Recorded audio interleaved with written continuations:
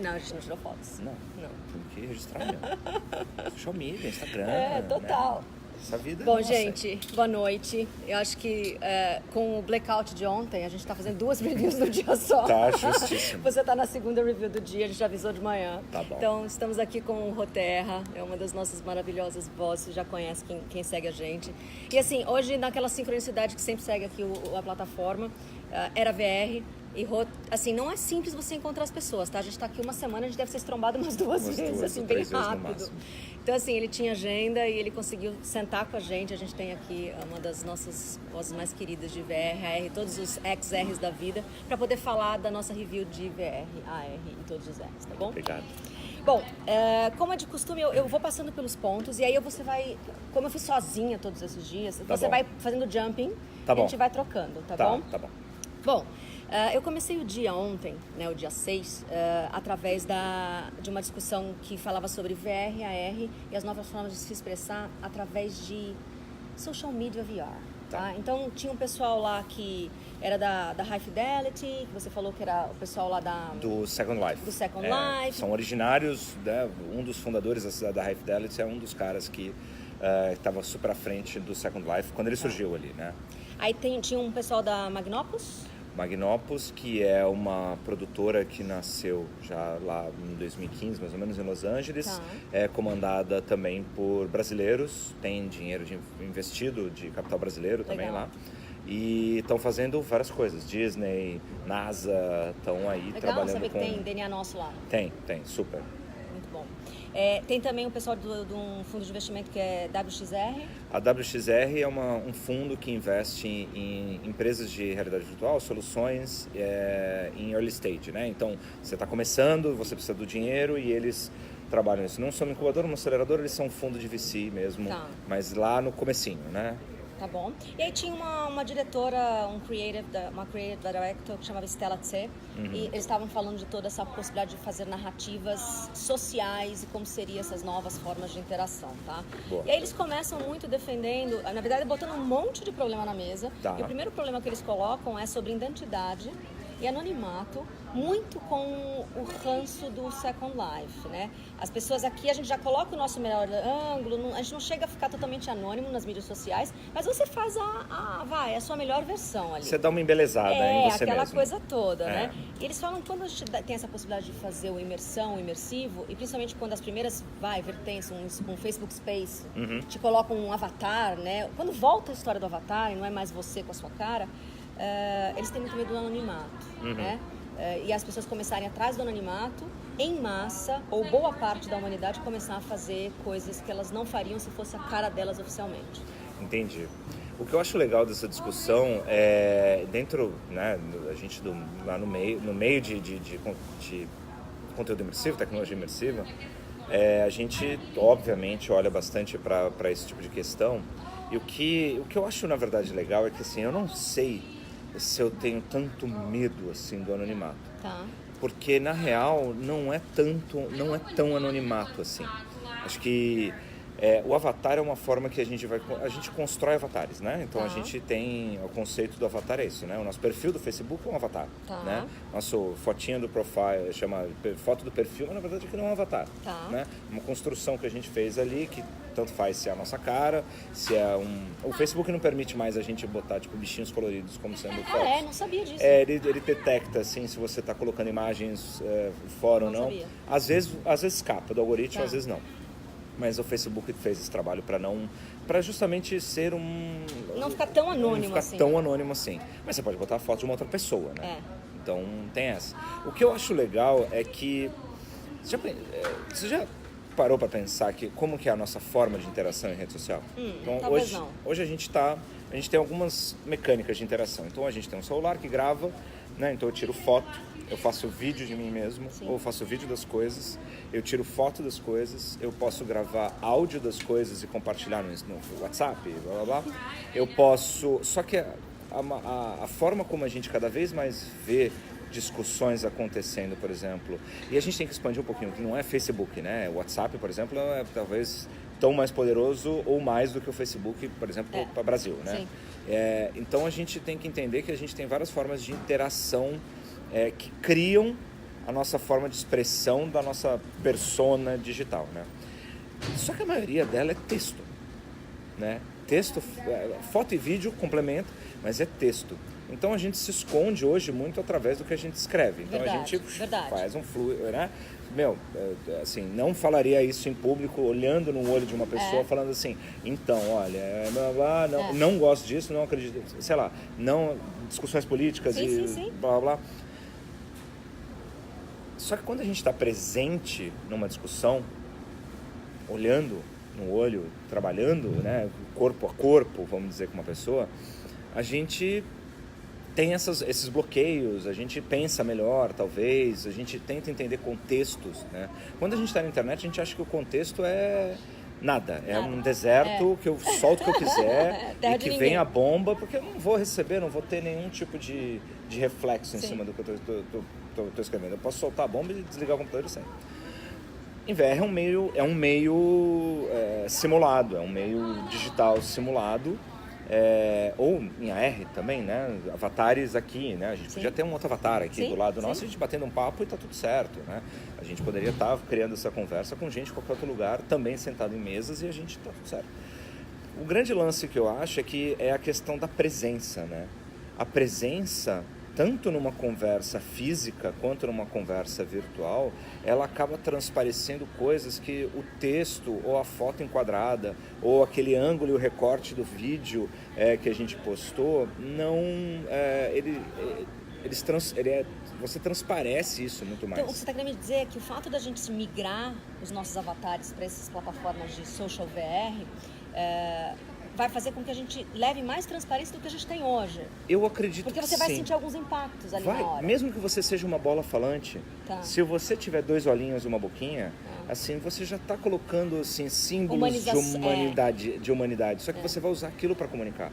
Então, é diferente de eu estar numa plataforma social e hoje meu olho é um avatar que eu falo com as pessoas assim, que mexe assim. Né?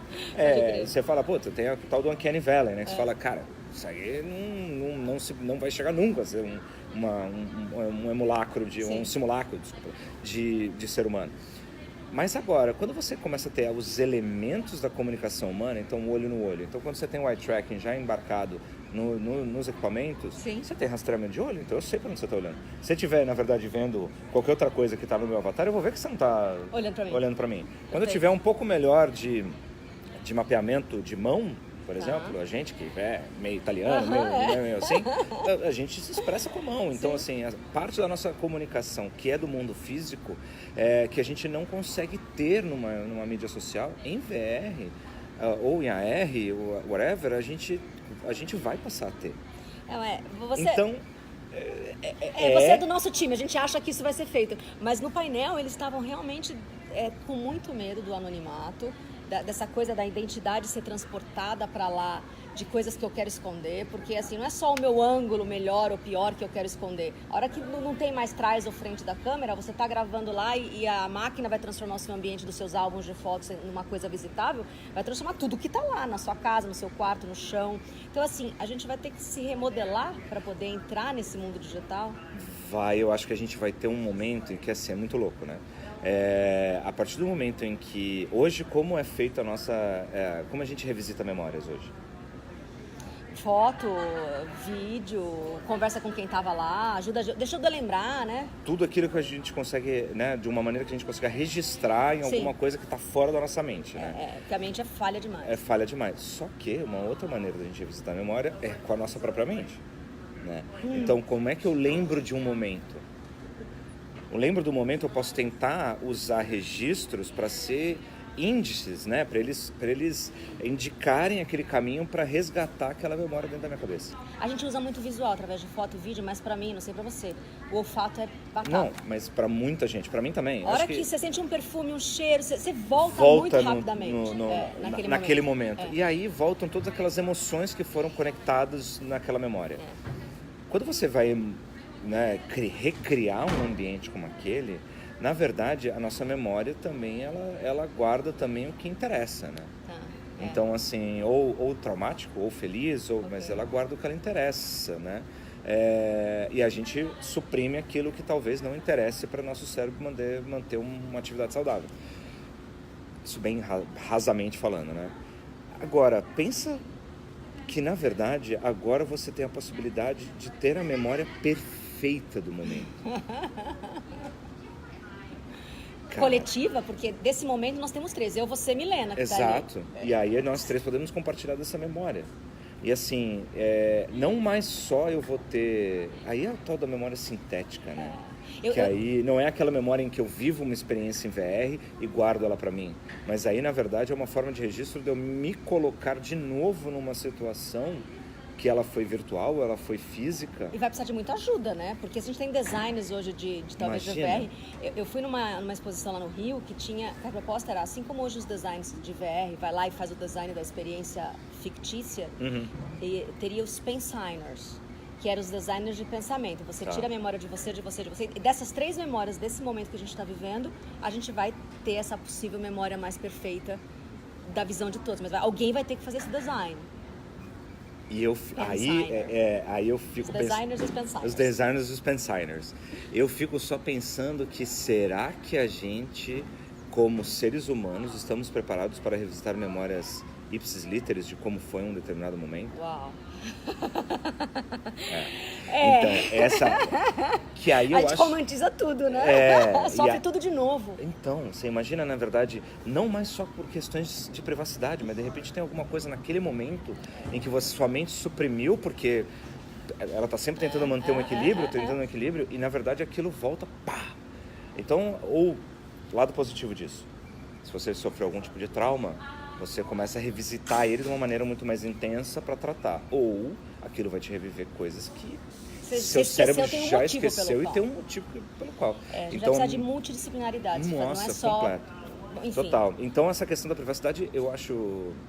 a questão do anonimato, né, é real, mas a partir do momento que você também tem a sua voz. Aí você fala assim, não, mas tá bom, você pode distorcer a sua voz, você põe qualquer software ali que vai emular qualquer outra coisa. Ou eu posso simplesmente estar digitando e ter uma voz plugada numa inteligência artificial ou um algoritmo qualquer de voz. Aí a gente vai chegar e vai falar, e vai ficar falando. Que é o que realmente faz você ser você, entendeu? Será a sua assinatura cerebral? Isso, vai aparecer um monitor é dizendo assim, essa é a Lígia porque essa é a assinatura cerebral dela. Esse é todo o ponto. Então, assim, a gente tem que repensar o que é ser a gente. Né? Que aí a gente vai conseguir discutir o que é ter anonimato e privacidade. Boa. Né? E aí ela trouxe então uma reflexão final que ok, se eu já respondi coisas sobre identidade e anonimato, eu vou conseguir de repente trabalhar ressuscitação de pessoas. Não, assim, ela foi mais simples do que ressuscitar todo o arcabouço digital, tá lá no arcabouço digital e fazer a pessoa de novo. Certo. Mas, por exemplo, a Carrie Fisher morreu ano passado. A gente ainda tem pelo menos alguns Star Wars no line-up. Talvez não matá-la e deixar ela ali, de quem seria o legado, né? É dos descendentes, é justo, é legal, é isso mesmo. Porque até então todo mundo que morria na história também. É assim que era a vida dos atores. Total. A gente começa já a ter tecnologia para não matar a Carrie Fisher. Sim. E aí? E aí é o seguinte, já é uma discussão legal, porque assim, isso já rolou. Né? Então, quando a Carrie Fisher morreu, tinham sido lançados, eles precisavam recriar uma Carrie Fisher Princesa Leia pro Rogue One. Só que uma Princesa Leia de 1970, final de 70, né? Porque é antes do primeiro filme, que é o terceiro. Né? Entre o terceiro e o quarto filme. Eles precisavam refazer. Então, nesse agora último filme também, você teve recriações digitais. Agora me fugiu completamente o nome do ator, que é uma recriação digital, ele não está vivo. É um dos personagens que está na... Ai, agora não vou lembrar. Enfim. Tudo bem. Ok. Mas você tem recriações digitais. Aí isso já teve implicações lá em Hollywood, por exemplo. E já tem explicações. A gente tem já os advogados que trabalham com propriedade intelectual e direito autoral. Já existe muito essa discussão. E em Hollywood já tem um consenso, que é assim...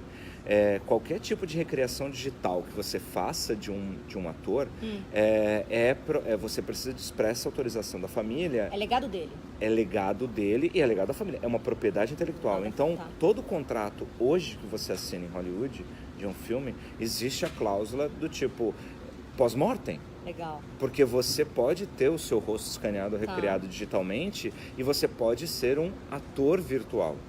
Tá. Então isso você pode nunca morrer nos filmes. Tá bom. Só que existe já em contrato que você ou cede ou não de quem quer esse direito e quem que tem que autorizar quem. Isso, cara, É modus operandi. é modus operandi. Assim, não tem como você fazer Star Wars hoje se você não tiver isso em contrato. Entendi. Entendeu? Então isso é muito legal. Agora, imagina isso... Pra humanidade, né, cara? É. Porque a Carrie Fisher e a gente também pode, né? Exato. Tipo, vamos continuar fazendo Imagina aqui quando for entrevista escalável pro resto da isso. vida. Isso que é uma loucura, né? E você fala, caramba... Sabe o que eu fico pensando, Rô? Cara, a gente fala assim, vamos transformar tudo em digital, porque né, salvamos as árvores, é verdade. Mas, cara, qual que é o impacto pro ambiente de tanto material jogado em nuvem que consome... Eu fico pensando, consome servidor, eletricidade, energia... A gente tira de um lado e joga para o outro, né? Porque deve ser gigantesco já a cloudiosfera, né? Não, assim, pelo que a gente já tem, o que a gente sabe, né? Porque existem servidores ou data centers de Facebook, do Google e outras empresas que a gente sabe que não pode ser revelado o local, né? Porque é por conta de segurança. Sim. Então, isso é o que a gente sabe na superfície, mas tem uma coisa na parte... A cloudiosfera deve ser gigante. Deve ser gigante, porque tem toda uma área que a gente não sabe. E outra, existe uma outra cloudiosfera... Acabamos de cunhar esse termo, eu não sei nem se ele existe. Cloudiosfera, que está na Deep Web. De centralização de servidores que está off-grid total, né? E aí, off-grid é tudo super Tron, né? Mas tá tipo off-grid, assim. Então, imagine esse tamanho que não é mapeado das coisas. Aquilo que a gente não sabe, das empresas que a gente já sabe que existem, e o que a gente não sabe onde tá. E são nuvens também, né? Eu acho que tem um impacto gigantesco de pegada de carbono. Total. Ninguém assim, tá falando disso. O pessoal fica falando das árvores, dos papel. Coitado das empresas de papel que fica fazendo essas coisas carbono. E a galera da tecnologia que tá enfiando um monte de foto aqui só do XSW, a gente deve estar poluindo gigantescamente. Poluindo o mundo assim, na parte de geração de eletricidade, né? A gente ainda não conseguiu fazer um jeito Isso tem um peso. Tem, com certeza. Só que ninguém, assim, não é interessante também levantar esse tipo de bola agora, né? Não, né? Então vamos pular, né? a pauta. Porque próxima. As empresas, né? Próxima pauta. Bom, essa foi a história da primeira talk, tá? Que legal. E aí foi só experience o resto do dia. A gente foi lá pra casa Samsung e aí um pouco, além das câmeras que estavam lá, tirar foto no escuro, ficar bonito, e aquela história engraçada, me mostraram uns memes aí, eu nem sabia que existia. Você sabia que existia? O quê? Meme que coloca assim, foto do Face do iPhone e foto do Samsung. Não. Depois ela te mostra. Que massa. É sério? A gente acha que elas são ótimas, né? Mas na verdade elas são tão ótimas que parece que eles fizeram um Photoshop em você. Então na do iPhone você tá bonito como você é bonito. Na do Samsung, se você tá bonito, você não é assim. Você não é assim? Não. Vixe. É muito engraçado. Depois a gente muito coloca aí no vídeo como tem é que é. Tem um aplicativo, né, que chama Facetune, né? Que é o que a galera usa bastante, assim, pra fazer. Aí você fica super bonito, mas não é Aí você. imagina você botar o Facetune direto na câmera, né? No algoritmo da isso. câmera. Mas é isso que acho que então, é isso que a Samsung imagino faz, eu imagino que seja eu por aí. tava lá. Mas aí eu fui lá e tinha um AR, eles estavam com uma maquete de uma cidade, né? E aí eles estavam querendo mostrar o AR com a potência do 5G, do protocolo novo, tá? Era bem rápido ali, é uma coisa muito rápida, mas eu queria que você explorasse, não essa história da casa, mas o que é AR com o protocolo do 5G? O que tá vindo por aí, em que dimensão de tempo?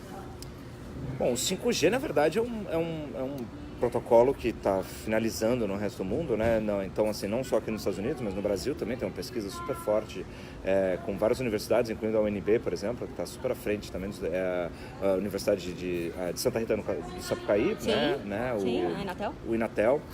Estão super à frente na questão da pesquisa do 5G brasileiro e no resto do mundo também. O 5G é um protocolo que, teoricamente, ele vai ser assim, incrivelmente mais rápido que em cada país vai ter aquela coisa, sempre vai ter uma velocidade diferente, porque coisa da vida de protocolos e regulações, né? Mas a ideia é que o 5G seja uma conexão seamless entre servidores e clientes. A gente vai sentir o impacto o dobro que significa? Mais rápido, é muito mais rápido. Mas assim, é incrivelmente mais rápido. Então, o 5G está sendo olhado para ser, por exemplo, um meio de transmissão para 360 real time. Ok.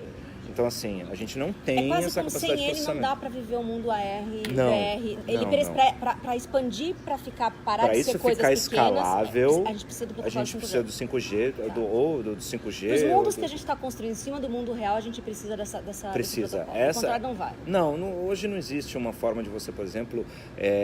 hoje a gente não tem processamento capaz de fazer coisas que um computador faz num celular. Tá bom. Né? Tá bom. Então, como a gente não tem essa capacidade de processamento, uma das formas de você mitigar isso é você processar numa nuvem. Só que você não tem como processar numa nuvem, trafegar numa rede 4G para chegar ali no... A gente sente isso. Toda vez que, né? Você vai, sobe, não tem como. Então, eles falaram, bom, com 5G isso vira automático.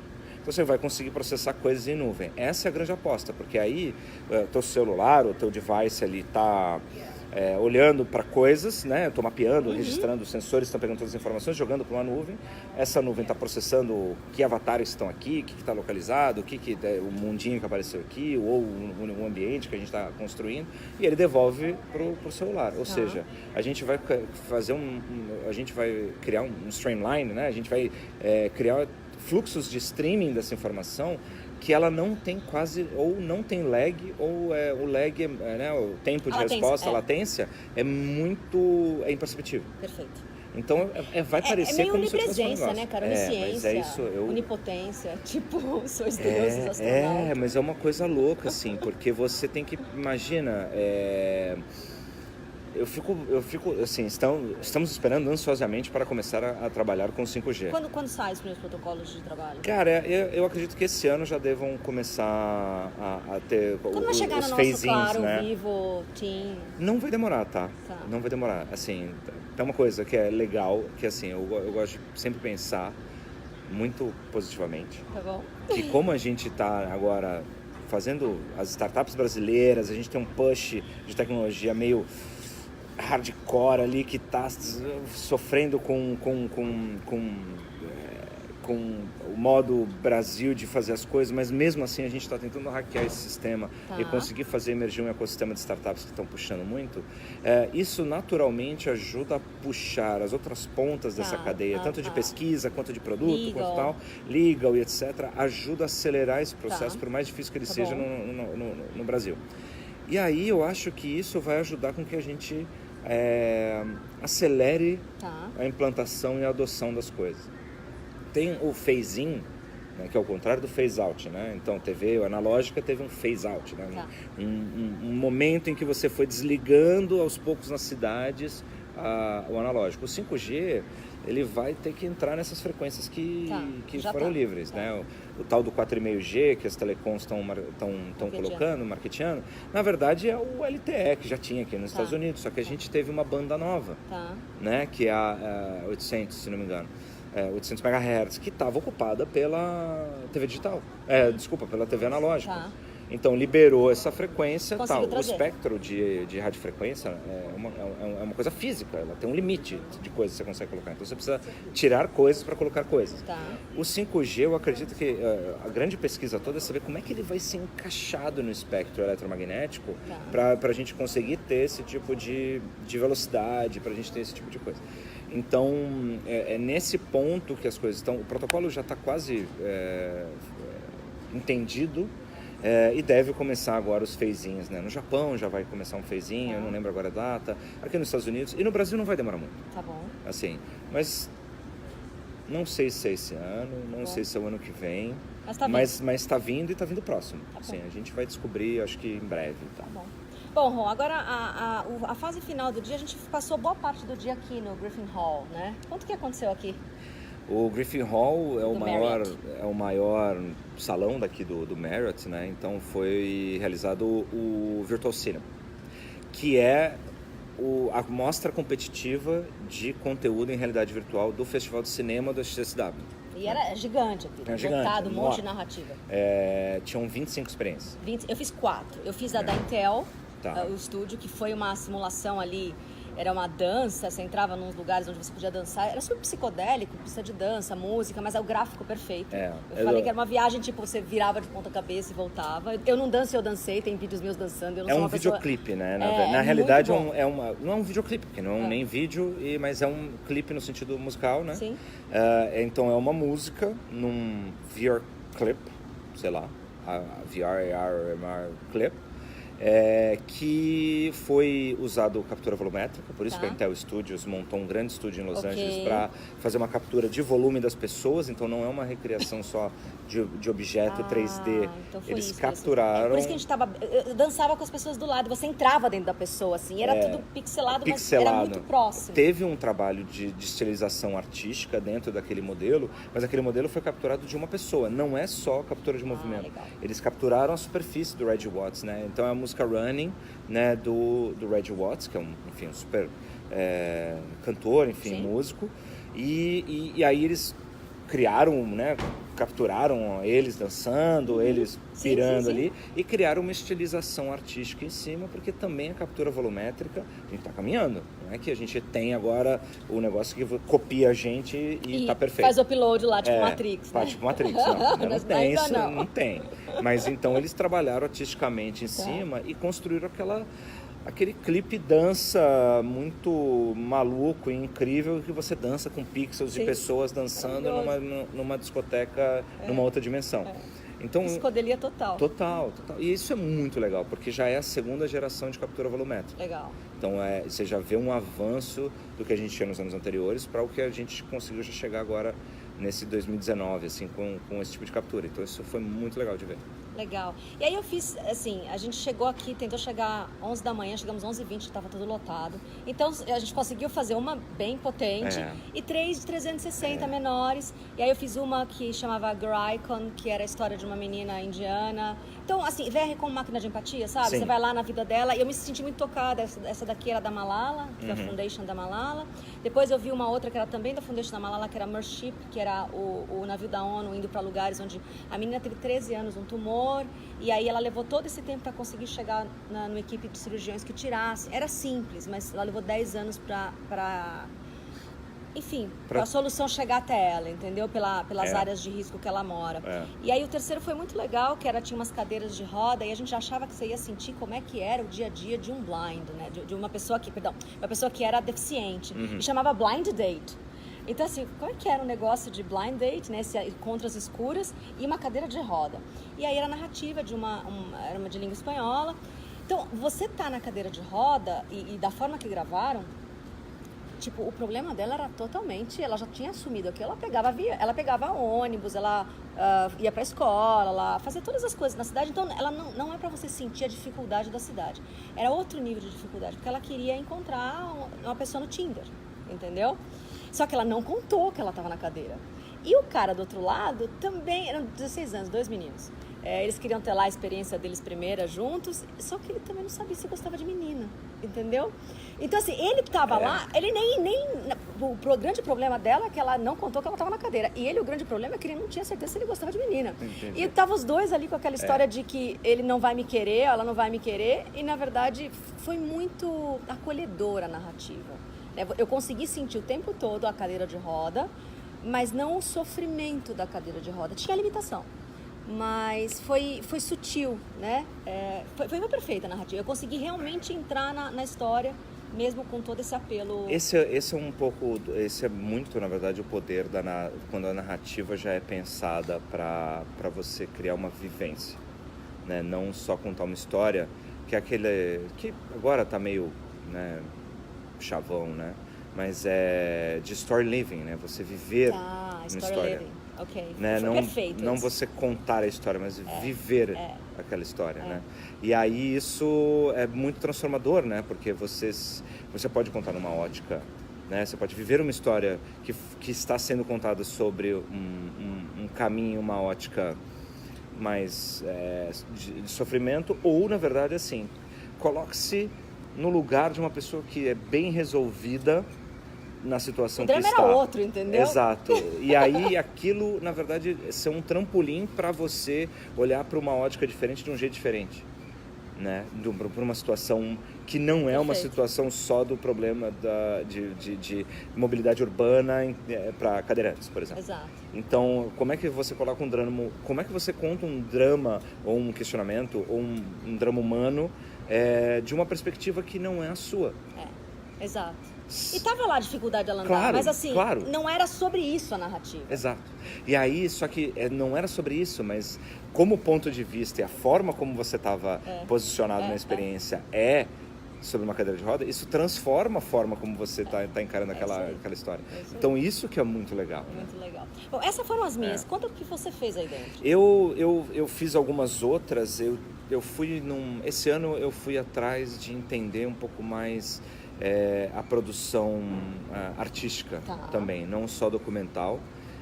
E muito desse universo que está acontecendo entre né, do universo documental com o universo de instalação artística, né? Está existindo uns formatos que são misturados, assim, né? Então a gente teve Spheres ano passado, que foi um boom da Elisa McKennett, que é muito legal, muito interessante, e eu particularmente adoro espaço, essas coisas, então assim, e foi no dia que o Stephen Hawking morreu, sabe? E aí a gente vendo sobre o primeiro episódio sobre buracos negros, assim, foi bem... Acho que a minha memória foi construída de várias formas ali, que eu falei, nossa, que negócio incrível. Talvez não seja tão incrível assim, sei lá. Mas eu sei porque as minhas também é parecida do lugar que você foi feito, a gente fica feliz com essas coisas. Aí, que foi muito legal, que era, na verdade, uma exploração artística documental, né? Então, esse ano teve alguns outros conteúdos nessa pegada. Então, a gente teve o Menos 22.7, da Devi Group, né, e da Diversion, dos franceses, que era tinha um iglu lá, um negócio. Tinha um iglu, uma instalação de um iglu inflável ali, que foi interessante porque, na verdade, eles pegaram muito arte, né? Eles pegaram um artista super conhecido francês chamado Molecule, né? Molecule, que é Molécula, que é um artista de música eletrônica, instrumental e tal, e ele foi passar uma temporada na Groenlândia para gravar sons, entender e construir o próximo álbum dele na Groenlândia, dentro dos trenozinhos de husky, dentro de glue, e trazer aquele ambiente para dentro do próximo álbum dele.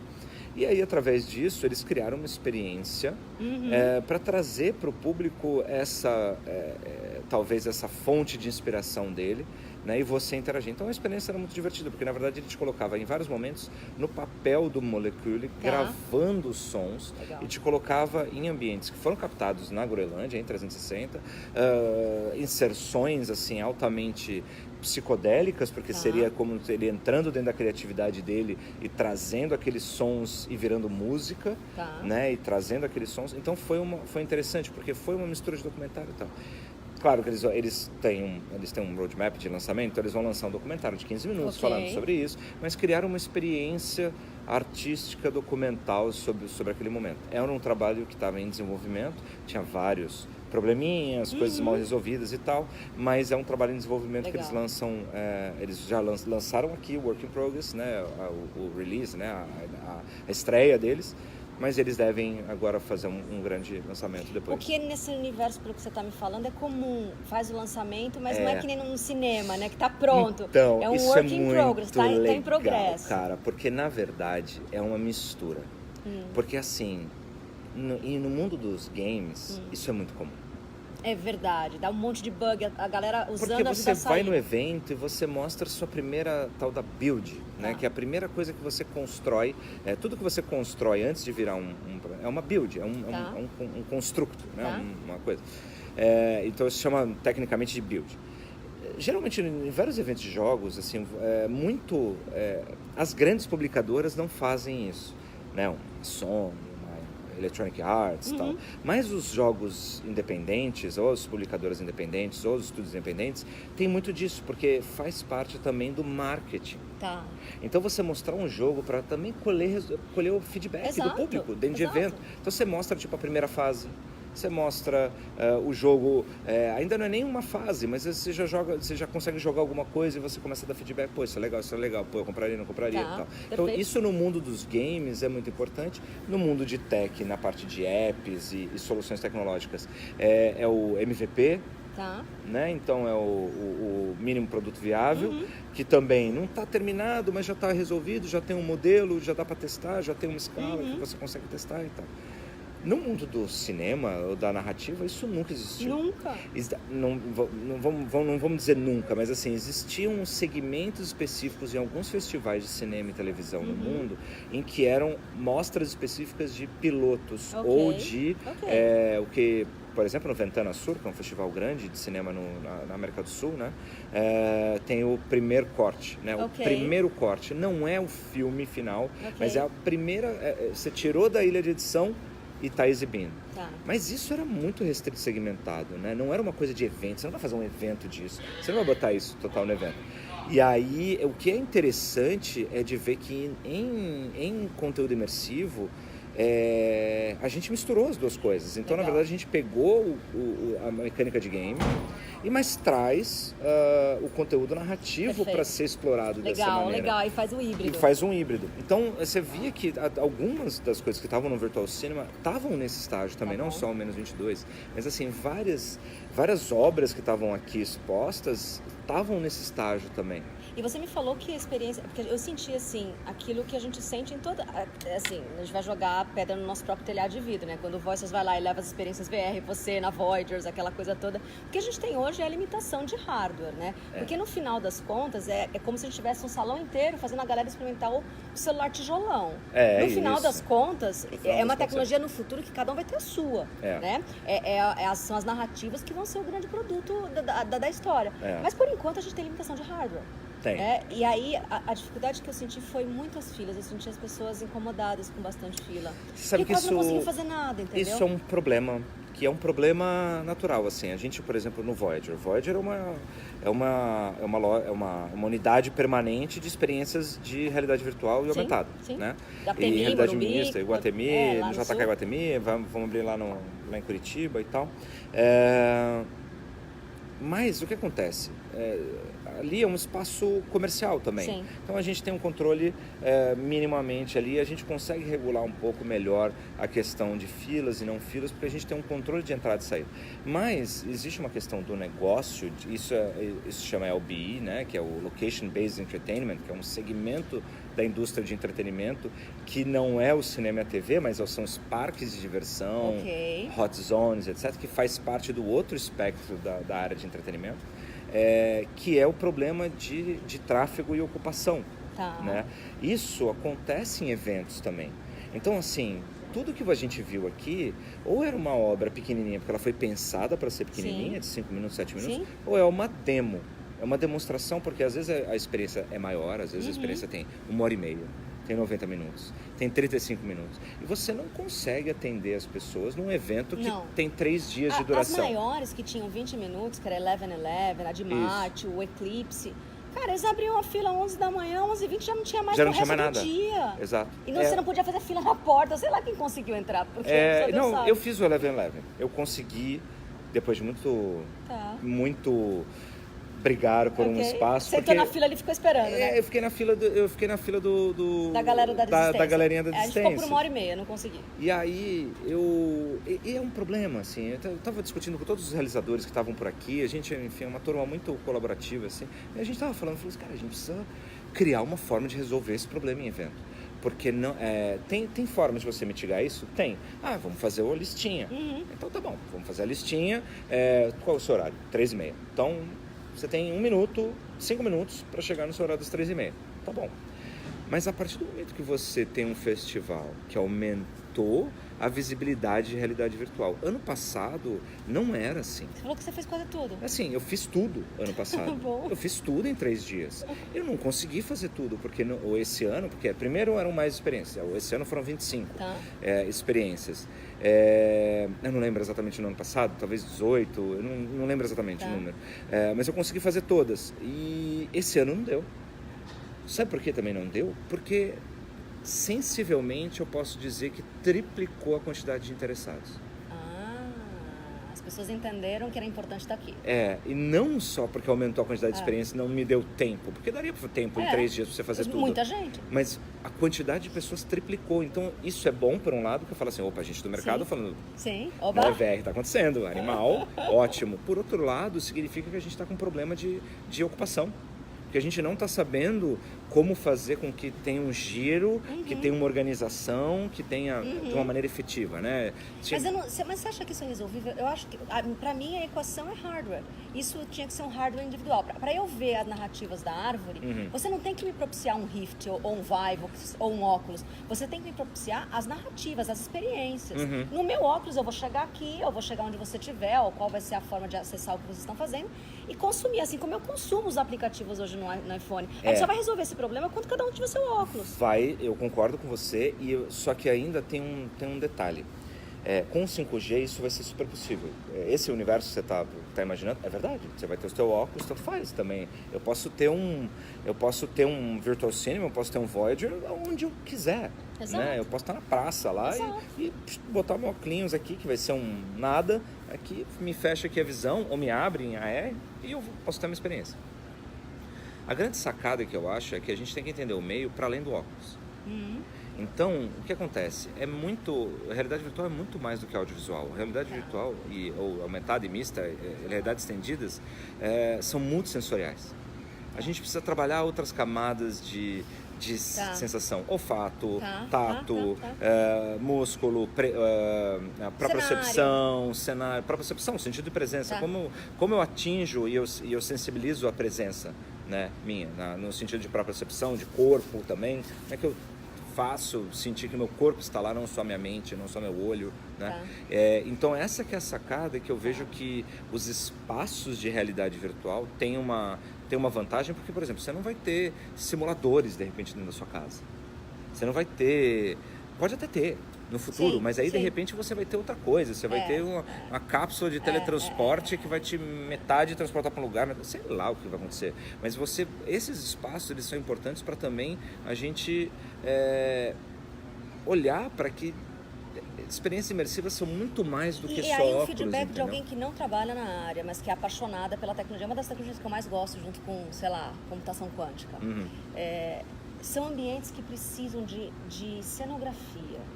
Foi um dos lugares mais escuros, eu passei a tarde inteira ali, no final do dia tá tudo muito escuro, entendeu? Um ou outro teve a preocupação de trazer o cenário, né? Personagens ali, mas de uma forma geral cada um no seu óculos.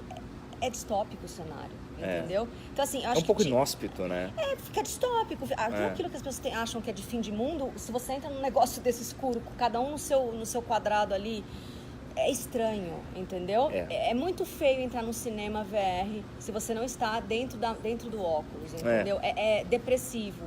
Eu acho que a gente poderia resolver isso com cenografias externas. Eu digo isso porque quando eu entrei lá no Sesc, vocês me deram a dica, você ia estar para ir lá nas bibliotecas. Exato.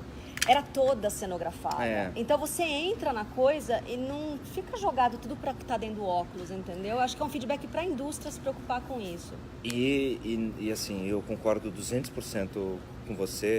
Isso, por exemplo, quando a gente estava montando o Voyager, o primeiro, né, o do JK, e depois isso está estendendo para as outras, a nossa grande preocupação era uma preocupação arquitetônica nesse sentido.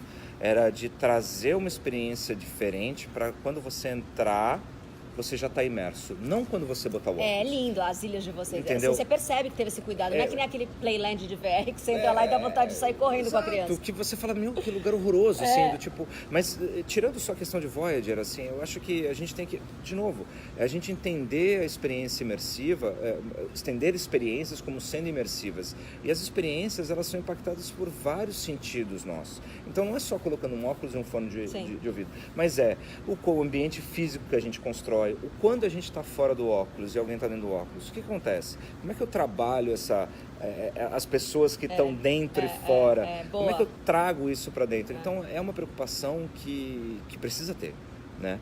Claro que e eu concordo super, é um ambiente super inóspito, assim, tipo uma salinha... Depressivo, de um salão escuro, ficou super inóspito, né? E aí, bom, fechando, Rô, South by Southwest 19 com você, já que a gente provavelmente não vai se trombar com facilidade para gravar de novo.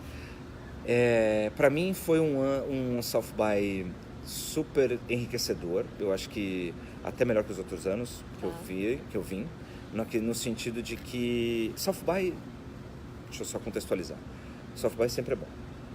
Porque é aqui onde você consegue fazer conexões e sair fora da sua rotina e enxergar talvez coisas, ou tem insights que na tua rotina você não consegue fazer a conexão.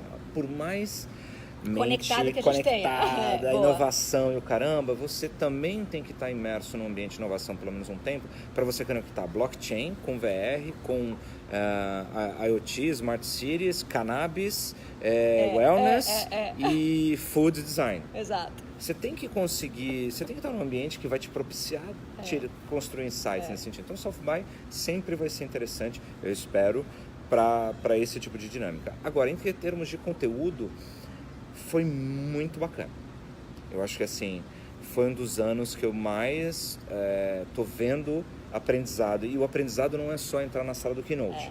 É mais também muito do que as pessoas estão compartilhando, das suas visões, numa questão um pouco mais até autêntica de compartilhamento. Então não é questão de ficar vendo foto no Instagram só e você achar que está aprendendo alguma coisa, mas discutir, encontrar com a pessoa no corredor, debater, encontrar gente do mercado e fora só do seu círculo também. Então trazer os americanos, trazer os franceses, trazer os holandeses, trazer essa turma que está aqui também fazendo, para você aprender junto também, junto com a turma também do Brasil. O que eu achei incrível que foi, acho que a gente vai ver os números finais, mas assim, o Brasil foi massa. Se foi a maior delegação, foi a segunda maior de novo. Não, a gente estava com o pessoal do Apex, foram 1.700 a maior delegação estrangeira, assim. Do South by. Os americanos e a gente. É isso. Então, a gente já foi, tipo, terceira e tal, e vai subindo. Então, você vê que o South by virou um evento de interesse nacional.